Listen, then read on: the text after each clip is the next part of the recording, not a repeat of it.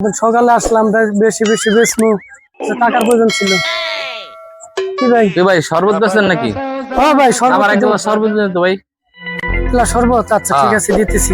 লবণটা একটু বাড়াই দিন। লবণ খাইবেন রোদের মধ্যে লবণ তো একটু কম খাওয়া ভালো।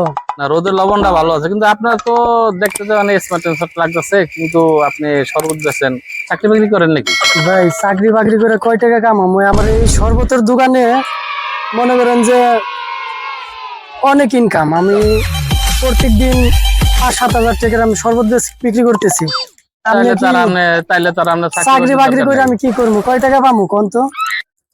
স্মার্ট হয়ে এখন মনে করেন যে কোনো কিছু চলে না।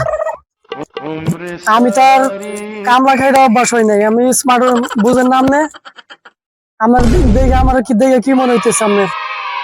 ও পাশে দিয়ে আবার ব্যস্ত আছেন, আলুর চিপস সব আছে, সব পাইবেন সব।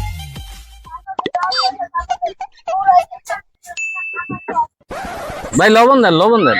ও ঠিক আছে ভাই, লবণটা আপনার সাথে লবণ দিলাম। কথা কইতে কইতে লবণ দিয়ে মানে আপনার বাড়ি কই ভাই? আমার বাড়ি তো টাঙ্গাইল ভাই। বিয়ে করছেন? বিয়ে একটা করছি।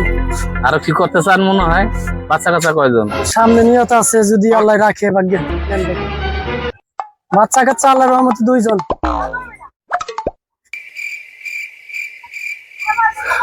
গরমটা আজকে বেশি পড়ছে তাই না ভাই? হ্যাঁ ভাই এই জন্য তো খাইতেছি। আচ্ছা ঠিক আছে, সমস্যা নাই। কেমন লাগলো ভাই শরবতটা? আচ্ছা মোটামুটি ভালোই। ঠিক আছে ভাই, তাহলে ভালো যদি লাগে আবার আসবেন। আচ্ছা ঠিক আছে, ওকে ঠিক আছে ভাই। হ্যাঁ এতে যাওয়া আসা আছে অবশ্যই। দেখি তো আপনি মাঝে মাঝেই খান। আচ্ছা থ্যাংক ইউ ভাই। ঠিক আছে, আল্লাহ ভরসা।